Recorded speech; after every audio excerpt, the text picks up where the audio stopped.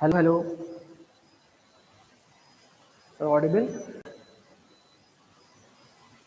आवाज़ चेक कर लेते हैं भाई एक बार। आवाज़ चेक कर ली जाए एक बार।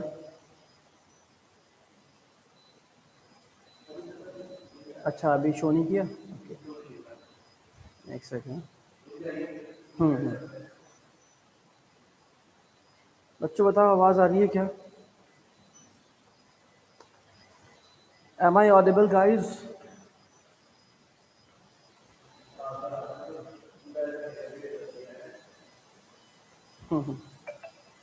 अब देखते हैं सर नोटिफिकेशन की। हम्म। हाँ आवाज़ आ रही है क्या? बढ़िया, बहुत बढ़िया भैया ना। सही है।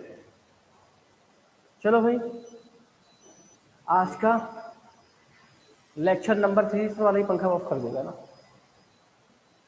आज का लेक्चर नंबर 3 शुरू करते हैं। अगेन मेरा सजेशन यही है कि अगर प्रॉब्लम है आपको क्वाड्रेटिक इक्वेशन में तो आप शुरू से सीरीज को फॉलो करें।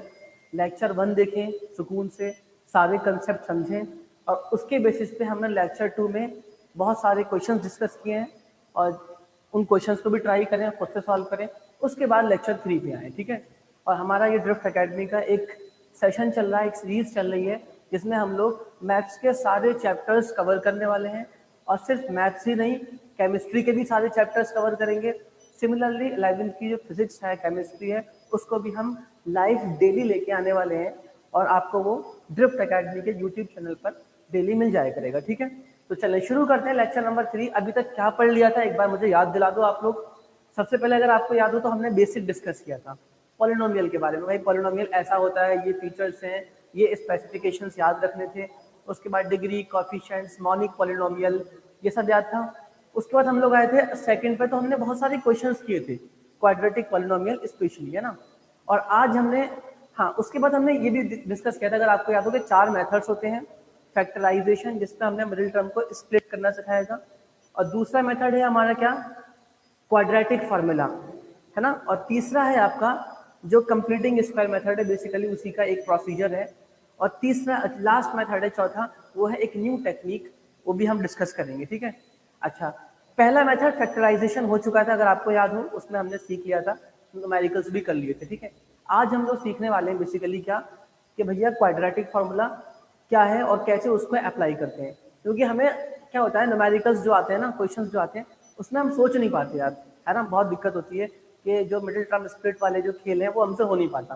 तो उसके लिए हमारे पास एक हथियार है बच्चों, क्या, क्वाड्रेटिक फार्मूला। इसको आप सीख जाओगे तो कभी भी घबराहट नहीं होगी क्वाड्रेटिक इक्वेशन से। आपको दिखेगा, आप सिंपल क्वाड्रेटिक फार्मूला लगाना और आपको आंसर मिल जाएगा, ठीक है। तो चलो, सबसे पहली चीज ये, अच्छे से नोट्स बनाना है, ठीक है, कंप्लीट। हाँ भाई, प्रॉपर चल रहा है लाइव हमारा। सबसे पहली चीज ये मैं आपको एक बार बता दूं कि क्वाड्रेटिक फार्मूला कैसा दिखता है, कैसे अप्लाई करते हैं। उसके बाद मैं उस पर डेरिवेशन वाला पार्ट आपको समझा दूंगा, ताकि थोड़ा डेरिवेशन आपको बोरिंग ना लगे। पहले एक बार सीख लें है क्या वो एक्चुअल में ना, तब उसका डेरिवेशन करेंगे, है ना। तो देखो, एक बात तो भी सभी लोग जानते हैं कि सर क्वाड्रेटिक इक्वेशन जो है वो a x square plus b x plus c equal 0 होता है। सब जानते हैं भाई, क्वाड्रेटिक इक्वेशन यही होता है ना। सही है यहाँ तक बात। और इसमें हमें मालूम था कि ए जो है वो 0 नहीं होना चाहिए, लीडिंग कोएफिशिएंट 0 नहीं होना चाहिए। अगर किसी भी क्वाड्रेटिक इक्वेशन का लीडिंग कोएफिशिएंट यानी सरदार ही 0 हो गया, सरदार ही मर गया, तो ये टर्म कट जाएगा और ये सिर्फ और सिर्फ बी एक्स प्लस सी बचेगा, जो कि एक लीनियर है। ये नहीं होना चाहिए था, याद है आपको। इस पर अच्छा न्यूमेरिकल आप जवाब दे सकते हो मुझे।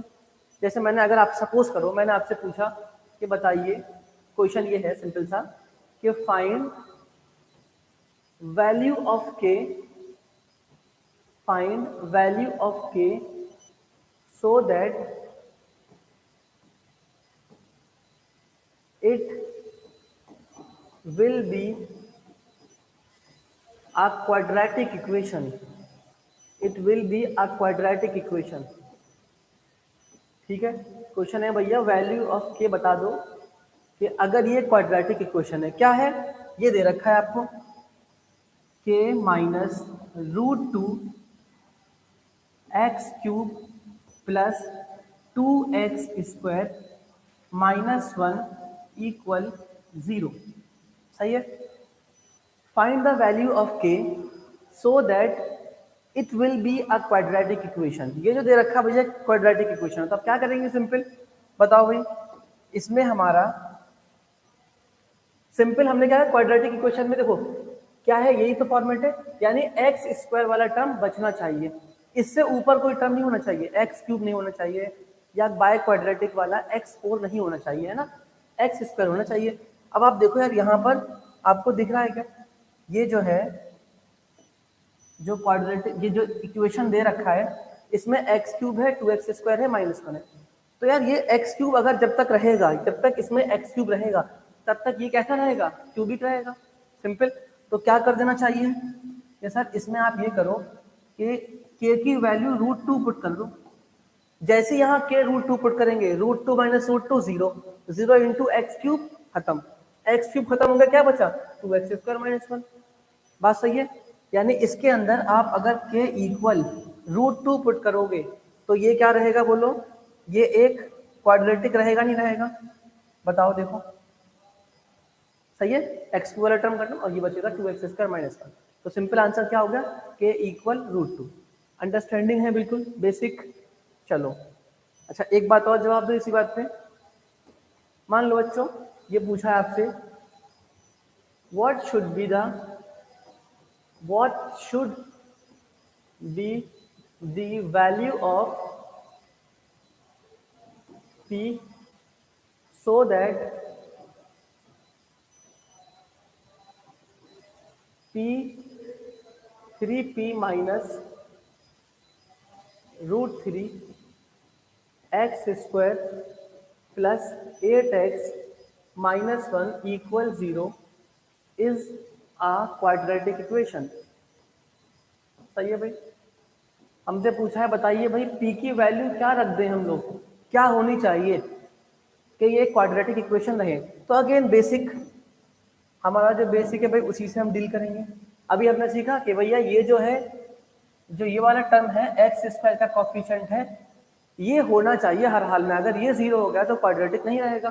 तो देखो आप, ये होना चाहिए मतलब ये 0 कर दें क्या? नहीं, ये 0 नहीं होना चाहिए। यानी आपको ये बात समझ में आ गई क्या कि सर 3p माइनस √3 इसको 0 मत होने देना किसी भी हाल में।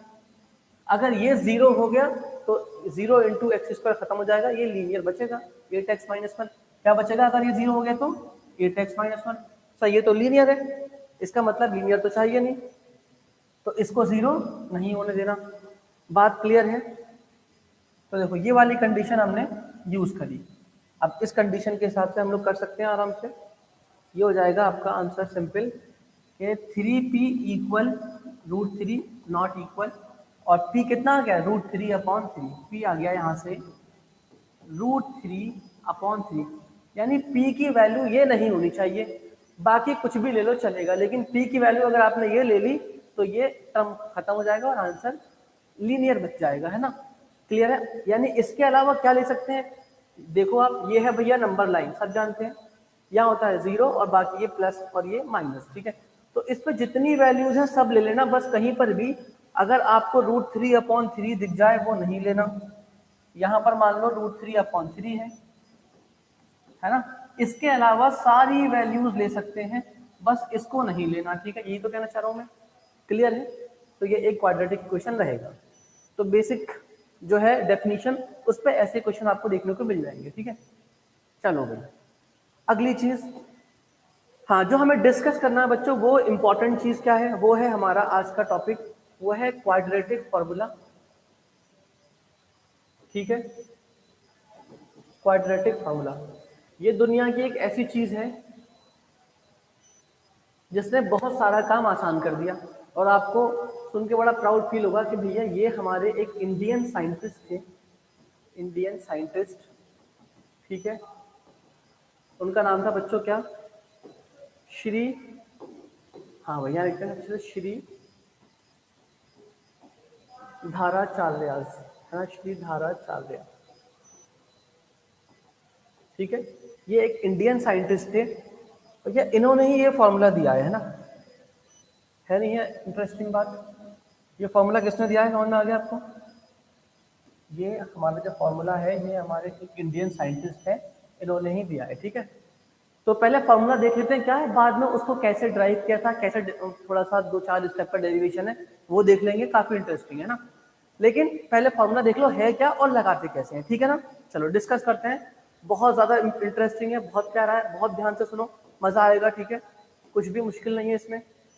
चलो देखो, पहले आप मुझे एक बात का जवाब दो भाई, कि अगर मैं आपको एक क्वाड्रेटिक इक्वेशन दे दूं ax² plus bx plus c equal 0, मैंने आपको एक क्वाड्रेटिक इक्वेशन दिया ax² plus bx plus c equal 0, तो बताओ इसमें बच्चों कितने रूट एग्जिस्ट करेंगे? तो आपका जवाब होगा सर इसमें 2 ही रूट एग्जिस्ट करते हैं, 2 रूट्स होते हैं, क्वाड्रेटिक है। रूट कैसे मालूम? लास्ट लेक्चर में पढ़ा था हमने फंडामेंटल थ्योरम ऑफ अलजेब्रा, याद है आपको? फंडामेंटल थ्योरम ऑफ अलजेब्रा, ये थ्योरम क्या बोलती थी? लास्ट टाइम पढ़ा था ना फंडामेंटल थ्योरम ऑफ अलजेब्रा, ये थ्योरम क्या बोलती थी कि जितने डिग्री का इक्वेशन होगा उतने ही रूट एग्जिस्ट करेंगे, ये था ना। तो हमने ये लास्ट टाइम देखा, जितने डिग्री का इक्वेशन होगा उतने ही रूट एग्जिस्ट करेंगे। ठीक है, तो यहाँ पर कितने डिग्री का इक्वेशन है बताओ? 2 डिग्री का इक्वेशन है या नहीं? तो कितने रूट एग्जिस्ट करेंगे? 2 रूट एग्जिस्ट करने चाहिए। बात सही है क्या? सही है, तो सिंपल क्वाड्रेटिक है, 2 रूट एग्जिस्ट करेंगे, ये बात हमें क्लियर हो गई, हम जानते हैं, यकीन हो गया। ठीक है, चलो अब बात यही है, जो 2 रूट एग्जिस्ट करेंगे ना वो कौन कौन से होंगे? हमने कहा भैया एक्स की 2 वैल्यूज हैं। ठीक है, चलो एक को मान लेते हैं अल्फा, है ना, और दूसरी वैल्यूज मान लेते हैं क्या? बीटा। एक्स की 2 वैल्यूज है ना, एक अल्फा आएगी और दूसरी बीटा होगी, वही इसको सेटिस्फाई करेंगे। ठीक है, क्लियर है? तो जो क्वाड्रेटिक फॉर्मूला है वो ये कहता है, क्वाड्रेटिक फॉर्मूला कहता है कि एक्स की जो 2 वैल्यूज है ना वो क्या होती हैं? -b plus under root b² minus 4ac upon 2a। एक्स की जो पहली वैल्यू मिलेगी ना वो यहां से मिलेगी इस फॉर्मूले से। ठीक है, यानी b आप समझ रहे हो क्या है? ax² plus bx। ठीक है भाई, ax² प्लस bx और प्लस c में जो है वो b है ना, ax² plus bx plus c है ना, इसी से जो abc मिला है वो ये है। ठीक है ना, चलो हाँ भाई आओ फॉर्मूले पे आओ जल्दी से फटाफट। देखो अच्छा, दूसरी वैल्यू जो मिलेगी ना बच्चे, दूसरी वैल्यू क्या होगी? x equal minus b, x equal minus b, बस यहाँ प्लस है तो यहाँ हो जाएगा भैया माइनस। क्या हो जाएगा? माइनस, और बाकी सब कुछ एज इट इज रहेगा। काफी आसान फॉर्मूला है तो, b² minus 4ac upon 2a। यहाँ से आपकी x की 2 वैल्यू, फर्स्ट वैल्यू यहाँ से मिलेगी और सेकंड वैल्यू यहाँ से मिलेगी, तो कुछ डिफरेंस दिख रहा है, बस यहाँ प्लस है तो यहाँ माइनस हो गया, इतना सा डिफरेंस है। तो फिर क्या हुआ कि क्या मैं इन दोनों बातों को, अगर आपको कोई तकलीफ ना हो तो क्या मैं इन दोनों बातों को भाई एक साथ लिख सकता हूँ आसानी से? एक साथ लिख सकता हूँ, बस यहाँ प्लस माइनस में डिफरेंस है, तो एक साथ ऐसा करते हैं हम लोग, इसे लिख लेते हैं इस तरीके से भाई, है ना। देखो यानी x equal minus b, plus भी लगा दे रहा हूँ भैया, और यहाँ पर हाथ क्या हम माइनस भी लगा दे रहे हैं, सही है क्या? x equal minus b plus minus under root b² minus 4ac upon 2a। ठीक है भाई, तो इसका मतलब ये याद करना आसान भी हो गया भाई, दोनों वैल्यूज हमें एक साथ याद रहेंगी। ये हो गया minus b plus minus under root b² minus 4ac upon 2a। ठीक है, अच्छा हमने क्लास में भी डिस्कस किया था ये बात कि हमने क्वेश्चंस किए थे, हमने एक चीज ऑब्जर्व करी थी कि जो b² माइनस 4ac है ना वो बहुत इंटरेस्टिंग चीज है। b² माइनस 4ac ये काफी इंटरेस्टिंग नंबर है, अगर आपको याद हो ये जो है भैया बहुत इंटरेस्टिंग नंबर है ये, है ना। b² माइनस 4ac बहुत इंटरेस्टिंग ये एक क्वांटिटी आती है ना। तो कैसे इंटरेस्टिंग आती है अभी सब कुछ आगे डिस्कस होने वाला है ना। देखो कैसे, इसको हम बोलेंगे बच्चों ये एक डिस्क्रिमिनेटिंग फैक्टर है ना, जिसको हमने बोला डिस्क्रिमिनेंट। क्या बोला? डिस्क्रिमिनेंट। अभी सब चीज़ का डेरिवेशन आएगा, कौन सी चीज़ कैसे आ रही है, अभी बस जानने वाली चीज़ है ना, इन्फॉर्मेशन दे रहा हूँ ताकि आपको ये मालूम हो जाए कि ये फॉर्मूला है, इसको ऐसे लगाना है, और बाद में ये आया कैसे उसको भी देखेंगे, है ना। तो बी स्क्वायर माइनस 4ac को ये एक डिस्क्रिमिनेटिंग फैक्टर है, डिस्क्रिमिनेंट है, ठीक है। अच्छा, ये बात समझ में आ गई। तो ऐसा करते हैं बच्चों, इसको हम कैपिटल डी से ही डिनोट करेंगे, है ना। कभी कैपिटल डी दिखे तो समझ जाना बी स्क्वायर माइनस 4ac की बात हो रही है। तो क्या ऐसा कर दूं बच्चों, इसको मैं थोड़ा सा, जहां पर ये लिखा हुआ है देखो, जहां ये लिखा हुआ है बी स्क्वायर माइनस 4ac, ठीक है, इसकी जगह मैं क्या लिख दूं, डी लिख दूं, कैपिटल डी। तो फॉर्मूला क्या बन जाएगा, देखो ये बन जाएगा formula minus b plus minus under root d, है ना। यानी ये ऐसा हो जाएगा x equal minus b plus minus under root d upon 2a। थोड़ा सा और प्यारा लगने लगा, है ना, थोड़ा सा और सिंपल हो गया, सही है। तो फाइनली आप ये याद रखना कि भैया जो यहाँ पर है ना डी, वो याद है क्या है, बी स्क्वायर माइनस 4ac है।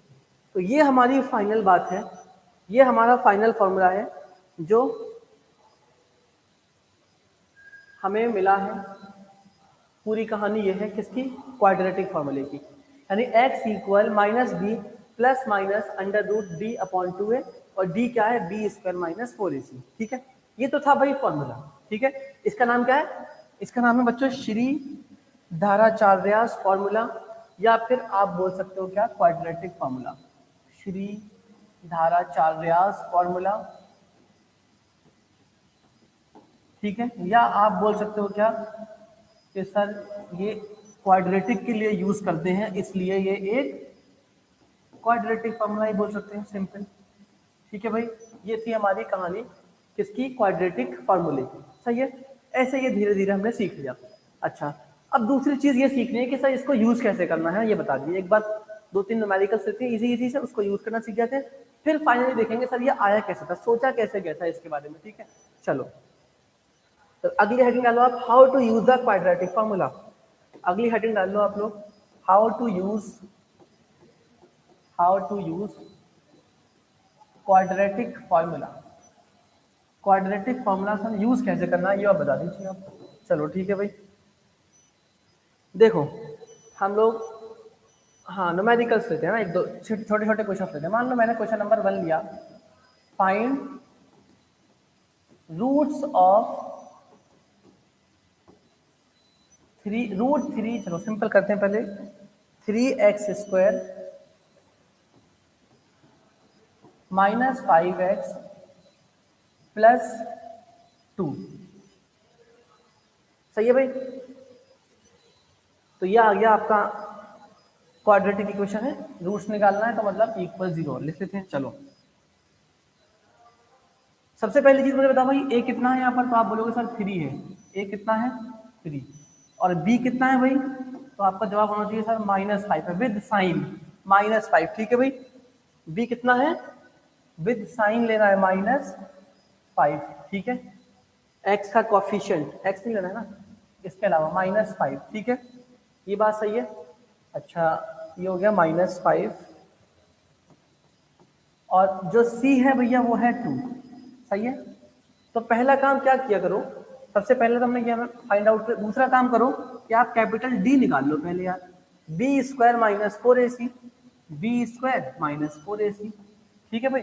बी स्क्वायर का मतलब -5 का स्क्वायर -4, ए आ गया भैया 3, और सी कितना है बोलो 2, बात सही है क्या। 25 4 3 12 दूनी 24, ये तो बड़ा सिंपल हो गया, ये आ गया कितना, ये आ गया 1, 25 माइनस 4 3 12 12 दूनी 24, 1 आ गया।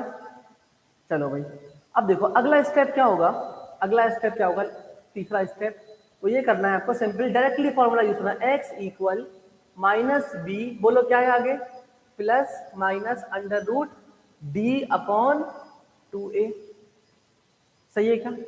सिंपल वैल्यूज उठा के पुट करनी है, बस क्या करनी है, वैल्यूज उठा के पुट करनी है, और आंसर बता दो मुझे फटाफट, ये आ जाना चाहिए -b, ठीक है भाई, -b यानी ये हो गया minus of -5 plus minus root d मतलब 1 अपॉन 2 इंटू 1, 2 इंटू 3, 2 इंटू है मतलब 2 इंटू 3। सही है क्या? ठीक है यहाँ तक। तो -5 प्लस माइनस √1 अपॉन 2 3 का 6। तो मेरे ख्याल से आंसर मिल गया होगा। ये +5 हो जाएगा और √1 कितना होता है 1, +5 प्लस माइनस 2 को लिख देता हूँ यहाँ पर x equal +5 plus minus 1 upon 6। तो एक बार भैया आप 5 के साथ 1 ऐड करके लिखोगे और एक बार आप 5 के साथ -1 ऐसे लिखोगे। तो इस तरीके से 6/6 ये आ गया 1 और दूसरा आ गया यहाँ पर 5 में से एक गया 4/6, 4/6 लिख दो या फिर 2/3 लिख दो। तो x के दो रूट्स आ गए बच्चों को, कौन कौन सा आ गया बोलो? आप समझ पा रहे हो क्या? एक आ गया 1 और दूसरा आ गया 2/3। एक आ गया 1 और दूसरा आ गया 2। तो बहुत सिंपल है ना, मैंने बिल्कुल सारे स्टेप बेसिक तरीके से किए है ना। अब आप देखो फटाफट इसका आंसर दे दो मुझे, फटाफट है ना, जल्दी से इसका आंसर निकाल दो आप। √3x² plus 5x minus 7, √3x² plus 5x minus 7, ठीक है, इक्वल 0 कर देता हूँ। चलो इक्वल 0। हमें यहाँ पर x की वैल्यूज बतानी है आपके ना, यानी दो रूट्स बताने हैं। फाइंड द रूट्स ऑफ, है ना, रूट्स निकालने, रूट्स ऑफ द इक्वेशन। चलो आप ट्राई करो फटाफट, ईमानदारी से ट्राई करो और आंसर आ जाए तो मुझे कमेंट पर लिख सकते हो आप, है ना, जल्दी से। Find the root of √3x² plus 5x minus 7 equal 0। तो देखो समझ गए होगे पहला स्टेप क्या करना है। तो सबसे पहला स्टेप तो बड़ा आसान था कि सर आपने दिखाया था ये a होता है और ये है b और जो कांस्टेंट टर्म जो कुछ बता इसके अलावा जो कुछ बच रहा है रिमेनिंग वो सब c है, ठीक है। तो सबसे पहला स्टेप है सर कैपिटल D निकाल लीजिए। b² minus 4ac, b² minus 4ac, b² का मतलब आ गया 5 का स्क्वायर माइनस 4, a आ गया कितना √3 और c कितना आ गया, ये आ गया -7, ठीक है। तो ये होगा कितना भाई 25, 4 7 28 और 28 √3, सही है भाई। 25 प्लस 28 √3 ये आ गया भाई कैपिटल डी। बिल्कुल सही है भाई, कोई दिक्कत नहीं है ना, ठीक है भाई। देख लो भाई एक बार, ये आ गया कैपिटल डी। 25 प्लस 28, 25 और 28 को ऐड मत करना है ना, बहुत बड़ा गुना हो जाएगा ना। चलो हाँ भाई आगे क्या करें अब, अगला स्टेप क्या होना चाहिए? अगला स्टेप होगा भाई हमारा कि डायरेक्टली फॉर्मूला यूज करना, x equal -b plus minus √b/2a, ऐसी तो होगा। तो यहाँ पर आप देख पा रहे हो क्या, -b तो सही है सर, -b मतलब -5, ठीक है, प्लस माइनस सर d की वैल्यू तो बहुत बड़ी है, कोई बात नहीं, जैसी है वैल्यू वैसी ही पुट कर दो, कोई डरने वाली बात नहीं। जो वैल्यू दे रखी है d की एज इट इज पुट कर दो। 25 प्लस 28 √3, 25 प्लस 28 √3, सही है भाई। 25 प्लस 28 √3, सही है। और अपॉन में क्या है, अपॉन में है 2 इंटू ए, 2 इंटू √3, 2 इंटू ए, ठीक है। आप अपना आंसर यहीं छोड़ सकते हो, है ना, x इक्वल अपना आंसर यहीं छोड़ सकते हो, कोई दिक्कत नहीं है भाई, सही है, यहीं पर आंसर हम छोड़ सकते हैं। x equal -5 plus minus 25 root के अंदर है 28 √3 अपॉन, ये हमारा आंसर है। क्यों? तो भाई इसको सॉल्व थोड़ी करेंगे, इसको सॉल्व करने का मतलब होगा √3 को इससे मल्टीप्लाई करना, फिर वो वैल्यूज रखना, वो एक अलग कैलकुलेशन हो जाएगा ना, वो नहीं करना, ठीक है। तो यहाँ तक समझ में आ गया डी कैसे यूज करना है। चलो एक और क्वेश्चन लें जल्दी से फटाफट, एक क्वेश्चन और ट्राई कर लेते हैं ना। ये है भाई find roots of √2/3 x² minus 5 √2 x minus 1 equal 0। इसके रूट्स निकालो भाई जल्दी से। ए बी और सी पहचान पा रहे हो? ए बी और सी क्या है, साफ साफ दिख रहा है मुझे, ठीक है। चलो ऐसा करते हैं, मैं बस आपको ए बी सी इसमें दिखा दे रहा हूँ, बाकी आप लोग इसको करके और इसका आंसर मुझे आप बता देना, ठीक है ना। ये आ गया भैया सी, कैपिटल डी निकाल लेना, उसके बाद फॉर्मूला लगा देना, ठीक है, आंसर आ जाएगा। तो इस तरीके से हमें रूट्स निकालना आ गया और क्वाड्रेटिक फॉर्मूला यूज करना भी आ गया, ठीक है। चलो भाई अगली चीज ये है कि सर ये क्वाड्रेटिक फॉर्मूला आया कहाँ से, है ना, कैसे सोचा गया, ठीक है। तो एक टॉपिक डाल लो आप चाहो तो, ये है derivation for the quadratic formula, है ना। बहुत सिंपल है, पहले आपके कोर्स में हुआ करता था, आजकल नहीं है ना, derivation for the quadratic formula, ठीक है। तो देखो बच्चों, सबसे पहले ऐसा करता हूं मैं, एक क्वाड्रेटिक इक्वेशन लेता हूं, a x square plus b x plus c equal 0। ये एक क्वाड्रेटिक इक्वेशन हमें गिवन है, ठीक है भाई, a x square plus b x plus c equal 0। Step by step करते हैं। ये जो हम स्टेप्स करने जा रहे हैं ना, तो ये एक बात सुनना, ये जो हम स्टेप सारे करेंगे और इसे ड्राइव करेंगे, ये बेसिकली एक प्रोसेस है, एक प्रोसीजर है। आप किसी भी जनरल क्वेश्चन को ये स्टेप्स फॉलो करके कर सकते हो, है ना, ठीक है। और इसी को सॉल्व करके जो एक नई चीज आएगी, वही एक फॉर्मूला है, सिंपल, है ना। तो सारे स्टेप बेसिक करना है, उसके बाद एक फॉर्मूला बन जाएगा, वो एक रेडीमेड फॉर्मूला बन जाता है ना। तो स्टेप जनरल क्वेश्चंस के लिए भी हम सॉल्व कर सकते हैं, लेकिन जब फॉर्मूला हमें याद है तो हम डायरेक्टली फॉर्मूला ही लगाएंगे, ठीक है। चलो स्टेप नंबर 1, सबसे पहला स्टेप क्या है सर, देखो सबसे पहला स्टेप ये है कि इस पूरे में ये देखो आप कि एक्स स्क्वायर का कोएफिशिएंट क्या है, ए। तो इस पूरे इक्वेशन को आप ए से डिवाइड कर दो। हम चाह रहे हैं क्या, इस पूरे इक्वेशन में एक्स स्क्वायर का कोएफिशिएंट 1 होना चाहिए, यानी लीडिंग कोएफिशिएंट क्या होना चाहिए, 1। हम चाह रहे हैं भैया कि लीडिंग कोएफिशिएंट 1 बन जाए। अब ये 1 कब बनेगा, इसे मिटाएंगे थोड़ी कि सर ऐसा करो इसे मिटा दो अब और ये मिट जाएगा तो ये 1 बन जाएगा, ऐसा थोड़ी करना है। क्या करना है, इस पूरे इक्वेशन को आप क्या करोगे भैया, ये जो है मान लो इस पूरे इक्वेशन को जाहिर सी बात है ए से डिवाइड करना पड़ेगा और यहाँ भी ए से डिवाइड करना पड़ेगा, तभी तो बनेगा ये। तो इस पूरे इक्वेशन का मतलब ये होगा कि इसको भी ए से डिवाइड करना पड़ेगा, इसको भी ए से डिवाइड करना पड़ेगा, इसको भी करना पड़ेगा और फाइनली इसको भी ए से डिवाइड, तब जाके ये ए से ए कैंसिल होके और ये बन जाएगा 1। बात सही है क्या? तो इसका मतलब ये हो गया कि सर ऐसा करें, जब इसको ए से डिवाइड किया गया होगा तो ये एक्स स्क्वायर बचा होगा, जब इसको ए से डिवाइड किया गया होगा तो ये बी अपॉन ए आ गया होगा एक्स के साथ, और जब इसको डिवाइड किया होगा ये सी अपॉन ए, और यहाँ तो सर 0 ही है तो 0 ही रहा होगा। बात सही है यहाँ तक? ये हो गया आपका पहला स्टेप, ठीक है भाई। सेकंड स्टेप के बारे में सुनो। सेकंड स्टेप नंबर 2, ये क्या है, इसमें आपको ये देखना है लीडिंग कोएफिशिएंट का खेल खत्म, ठीक है। अगला स्टेप ये देखना है कि इसमें देखो आप जो x का कोएफिशिएंट है, अब किस पे आ गए हम लोग, कोएफिशिएंट ऑफ x पे आ चुके हैं भैया, ठीक है। ये है हमारा कोएफिशिएंट ऑफ x, इसकी बात हो रही है अब, ठीक है, कोएफिशिएंट ऑफ x। यहाँ पर कोएफिशिएंट ऑफ x क्या है बोलो, b अपॉन a। कितना है बोलो, b अपॉन a। तो हमें ये करना है, इसमें जो x का कोएफिशिएंट है उसको हाफ कर दो। क्या कर दो, मेक कोएफिशिएंट ऑफ x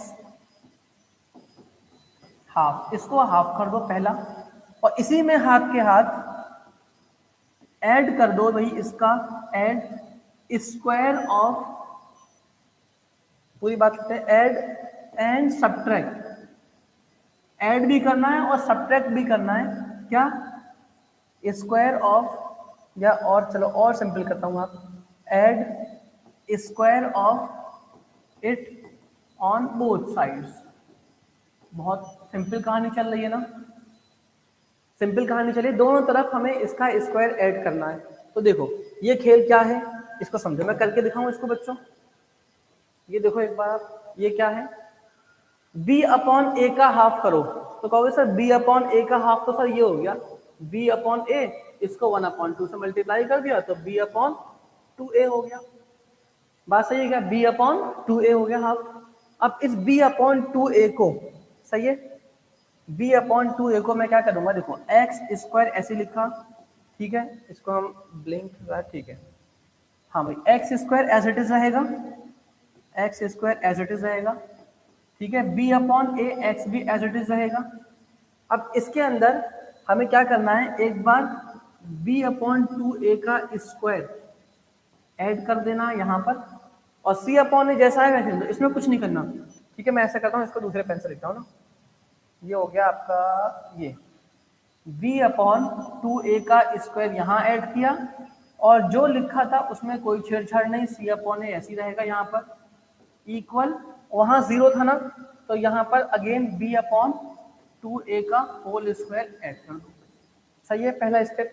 यानी क्या कहा, x का कोफिशिएंट देखो, उसको हाफ करो और उसका स्क्वायर बोथ साइड ऐड कर दो, ठीक है। I hope second step clear हो गया होगा, है ना।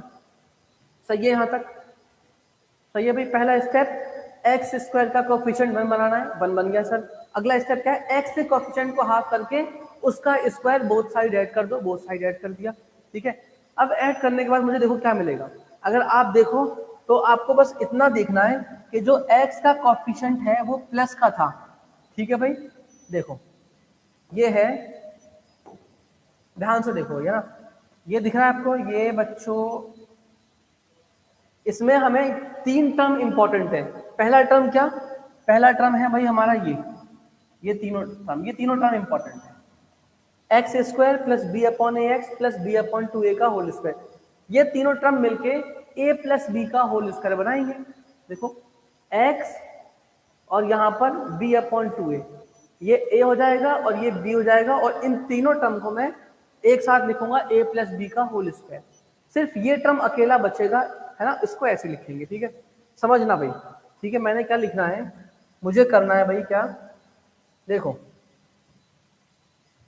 x plus b upon 2a का होल स्क्वायर, देखो भाई ये आ गया x plus b upon 2a का होल स्क्वायर। सही है, ये 3 टर्म जो है मैंने एक साथ लिख दिए, 1 2 और ये 3, ये 3 टर्म मैंने एक साथ लिख दिए, ठीक है भाई।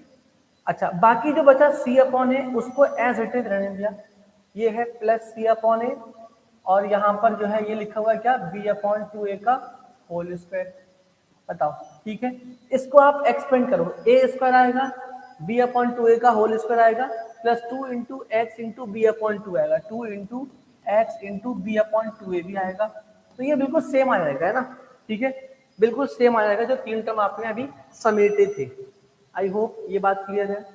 चलो अगला स्टेप, अब कुछ नहीं करना भैया, खत्म सवाल। अब क्या करो, बस सिंपल इसको इधर ले जाओ और सिंप्लीफाई कर लो, यानी ये आ गया x plus b upon 2a का होल स्क्वायर, और ये आ गया कितना, ये से थोड़ा सिंप्लीफाई करेंगे तो क्या बनेगा बच्चों, B square upon 4a square बनेगा ना, और ये प्लस का c अपॉन है, इधर आके माइनस का c अपॉन है बन जाएगा, देख रहे हो क्या। उसके बाद और थोड़ा सिंप्लीफाई करते हैं, तो ऐसा करते हैं भैया 4a स्क्वायर और 4a स्क्वायर और a का एलसीएम जो आएगा वो 4a स्क्वायर आएगा, एलसीएम निकालना सिखा चुका हूँ ऑलरेडी, ठीक है। 4a स्क्वायर और a का एलसीएम क्या आएगा, 4a स्क्वायर, ठीक है। अब देखो यहाँ पर इससे मल्टीप्लाई किया, यह आ गया b स्क्वायर, और यहाँ इससे मल्टीप्लाई किया आ गया माइनस 4ac, और यहाँ पर है x plus b upon 2a का होल स्क्वायर। सही है भाई यहाँ तक। अब देखो आपको एक चीज सिखाई थी कि जब भी ये स्क्वायर यहाँ जाएगा साथ में प्लस माइनस 2 वैल्यूज आएंगी, ये हम कॉन्सेप्चुअली सीख चुके हैं, यानी b square minus 4ac upon 4a square है। मैं चाह रहा हूँ भैया ये चिड़िया यहाँ से उड़ जाए, मैं चाह रहा हूँ जो ये चिड़िया यहाँ बैठी है ना, ये चिड़िया यहाँ से क्या हो जाए, उड़ जाए। तो ये कब उड़ेगी, जब यहाँ पर स्क्वायर लगेगा और साथ में प्लस माइनस भी लगेगा, मालूम है ना ये बात, ठीक है। तो इसको ऐसा करते हैं, इसको उड़ाते हैं भाई, तो ये यहाँ तो बचेगा sir x plus b upon 2a, और यहाँ पर सर रूट लगेगा और साथ में प्लस और माइनस भी आएगा। आई होप ये बात समझ में आ गई होगी, ठीक है, यहाँ तक क्लियर है बच्चों। अब देखना आगे, ठीक है भाई, आगे देखते हैं। देखो और सिंप्लीफाई करते हैं ना, x plus b upon 2a ऐसे ही रहेगा, और ये जो प्लस माइनस है ये भी ऐसे ही रहेगा, ठीक है। और ये जो है बच्चों, क्या आपको ये दिख रहा है कि बी स्क्वायर माइनस 4ac को हमने कैपिटल डी मान रखा था, तो चलो यहाँ पर भी हम लोग कैपिटल डी मान लेते हैं, अच्छा रहेगा, है ना। रूट क्या, अच्छा 4a स्क्वायर का रूट क्या होगा, कौन बताएगा मुझे, 4a स्क्वायर का रूट, और सर 4 का रूट तो 2 होता है और a स्क्वायर बाहर आएगा तो 2a बन जाएगा। इसका मतलब जहाँ रूट 4a स्क्वायर है उसको सर आप खाली क्या लिख दिए, 2a लिख दूं क्या, सही है, यहाँ तक समझ में आ गया, बिल्कुल बढ़िया चल रहा है सब कुछ, बताओ। तो सिंपल फाइनली हमारा एक प्यारा सा formula minus b upon 2a plus minus root के अंदर d अपॉन 2a आ गया। और 2a जाहिर सी बात है अपॉन में एक साथ है, तो अच्छा लगेगा कब, जब ये प्यार से इनका ऐसे गठबंधन लिखा होगा, ठीक है भाई। Minus b plus minus under root d upon 2, बहुत प्यारा फॉर्मूला है, कितने प्यार से ड्राइव हुआ है देख रहे हो आप, ठीक है। ये हमारे इंडियन साइंटिस्ट हैं, सबसे पहले उन्होंने इस तरीके से सोचा था, तो ये सारे स्टेप करके ये फॉर्मूला आ गया, ठीक है। तो आई होप अगर इंटरेस्टिंग हो तो आप जो है एक बार देख लो, अदरवाइज ये है कि आपके सिलेबस के पार्ट में ये नहीं होगा, क्लियर है। Minus b plus minus under root d upon 2a, यहाँ तक कहानी समझ में आ गई, चलो लाइव बढ़िया चल रहा है, ठीक है, बहुत बढ़िया। बच्चों यहाँ से 2 बातें मुझे सिखानी है बस, हमारा सेशन कंप्लीट हो रहा है, लास्ट टॉपिक है बस 10 मिनट का, वो और देख लेते हैं, सेशन कंप्लीट हो जाएगा ना आज का लेक्चर का, हमारा काम खत्म हो जाएगा भाई, ठीक है। देखो ये है कि भैया अभी आपने बताया कि x equal minus b plus minus under root d upon 2a, यही तो बताया अभी, सही है। तो क्या यहाँ से सर जो 2 रूट्स हैं जो हमने पॉलिनोमियल में सीखा था, एक minus b plus under root d upon 2a, बिल्कुल सही, हाँ ये सीखा था। और बीटा को क्या मैं लिख सकता हूँ ऐसे, हाँ बिल्कुल लिख सकते हो, minus b minus under root d upon 2a। हाँ जो हमने पॉलिनोमियल में सीखा था, या जो अब हम समझ रहे हैं कि 2 रूट्स हैं, एक को अल्फा बोल दिया और दूसरे को बीटा बोल दिया, सही है, बिल्कुल कोई दिक्कत नहीं होनी चाहिए भैया, 2 आंसर आएंगे, एक को अल्फा बोल दिया और दूसरे को बीटा बोल दिया, और ये बात तय है कि अल्फा और बीटा क्या है, रूट्स, अल्फा और बीटा क्या है, रूट्स है, ठीक है, इस क्वाड्रेटिक इक्वेशन के रूट्स हैं, सही है। चलो ये बात नोट कर लो कहीं पर, और आगे जो बताने वाला हूँ वो आप एज अ टॉपिक चाहो डाल लो, बहुत काम के क्वेश्चंस बनते हैं, ये आपके एंट्रेंस एग्जाम में भी आएगा और आपका जो बोर्ड एग्जाम है उसमें भी आएगा, जो टॉपिक अप्लाई है ना, उसमें आप लिखो क्या, relation between roots and coefficient, है ना। अगला टॉपिक है कि भैया रूट्स और कोफिशिएंट में रिलेशन हमने पॉलिनोमियल में तो सीख रखा है, यहाँ पर भी एक बार बता दो, ठीक है, मैं यहाँ पर भी बता दे रहा हूँ, अगर पॉलिनोमियल में सीख रखा है तो कोई बात नहीं, ठीक है। अल्फा आ गया बच्चों, अभी सीखा है देखो, है ना, अल्फा आ गया minus b plus under root d upon 2a, और बीटा अभी आपने बताया कि बीटा जो होगा वो minus b minus under root d upon 2a, सही है। अब देखो 2 रिलेशन यहाँ पर देख लेते हैं फटाफट, और ये हमारी यहाँ कहानी खत्म हो जाएगी। पहला सिंपल कि सर अल्फा प्लस बीटा अगर निकालना होगा तो सर इन दोनों को ऐड करेंगे, और जैसे ही इन दोनों को ऐड करोगे तो आप देख पा रहे हो क्या, minus b plus under root d upon 2a, और माइनस बी ये वाला minus under root d upon 2a को मैंने एक साथ लिख दिया, सही है। तो सिंपल यहाँ से एक रिलेशन बहुत प्यारा सा आ गया, जो हम कई बार देख चुके हैं, न्यूमेरिकल भी कर चुके हैं भाई, ये आ गया प्लस रूट डी और minus root d cancel, minus d और minus b minus 2b, minus 2b upon 2a, क्या आ रहा है बच्चों, minus 2b upon 2a, simple क्या आ गया, माइनस b अपॉन a, सही है भाई, ये आ गया माइनस b अपॉन a, ये आ गया हमें सम ऑफ रूट्स, ठीक है। अच्छा मल्टीप्लाई आप करके देखो, आप मल्टीप्लाई करोगे ना तो यहाँ पर अल्फा इंटू बीटा क्या आ जाएगा, इसका मल्टीप्लाई करोगे तो देखो minus b plus under root d minus b minus under root d, आप देखोगे यहाँ पर तो यहाँ पर तो भैया ये आएगा। अब मुझे ये बताना है, आपको ये बताना है कि सर यहाँ से ये सी अपॉन ए कैसे आ गया, वो आपका यहाँ पर मैं लिख रहा हूँ, ये है आपका भैया छोटा सा टास्क, ये है आपका छोटा सा टास्क, ठीक है।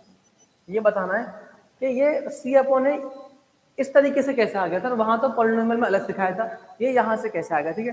तो अल्फा इंटू बीटा सी अपॉन ए यहाँ से भी आपको करके मुझे बताना है, अगर हो जाए तो यस लिख देना, बस इतनी सी बात है कमेंट में, नहीं हो पाए तो किसी और दिन डिस्कस कर लेंगे। बाकी ये है, ये लेक्चर कंप्लीट करो, क्वाड्रेटिक के सारे क्वेश्चंस कर लो आप जो आपके रूट्स निकालने वाले हैं क्वाड्रेटिक फार्मूला से, एनसीईआरटी भी करो, और आई होप आप साथ के साथ पीवाईक्यू भी लगा रहे हो, ठीक है। तो ये कंप्लीट करो, कल जो है हम इन्हीं पे क्वेश्चंस भी लेके आएंगे, तो आपका लेक्चर 4 कल जो है वो न्यूमेरिकल बेस्ड होगा, आज कॉन्सेप्ट बेस्ड है, ठीक है। तो चलो ठीक है, तब तक के लिए बाय बाय।